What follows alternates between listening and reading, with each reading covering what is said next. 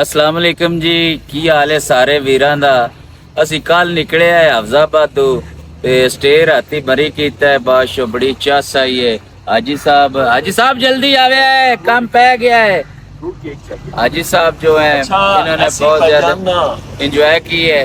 हाँ जी जी आई साहब। जी हाई साहब अस्सलाम वालेकुम भाईजान असी हुण ना अपना केड़ा साहब भाईजान हाँ फगवाड़ी वाड़ी बाजार ओ जेड़ा ओ दस्सिया है ये ओ ही है ते असी हुण अगा नु जांदे पे इथों लेना चाह ते नाल लेने ने पोले केक हैं ते एवें खा खो के ते हुण मकई वाली रोटियां भी लबड़ियां ने ओ भी किसान गल्ला बाकी दियां बाद कर सा नहीं हाई साहब तुहान जो आखे निकर शर्ट पा लगी ये ते भी जट बहुत भाईजान थल्ले विखाओ ना थल्ले ए विखाओ ना जरा माहौल इन्हां नु कित्थों तुसी उठ के ये देसी माहौल है। हाँ जी ਵੇਖੋ ਹੁਣ ਮੇਰੇ ਬਜ਼ੁਰਗ ਨੂੰ ਇਧਰ ਵੇਖੋ ਢੇੜ ਤੋਂ ਵੀ ਫੁੱਟ ਸ਼ਰਟ ਅੱਗੇ ਨੇ ਸਹੀ ਇਹਨਾਂ ਨੂੰ ਜੋ ਬੜੇ ਨਹੀਂ ਤਾਂ ਫਿਰ ਕੰਮ ਹਾਂਜੀ ਖਰਾਬ ਹੋਣਾ ਨਾ ਹਾਂਜੀ ਮੋੜਾ ਆਖਣਾ ਜੀ।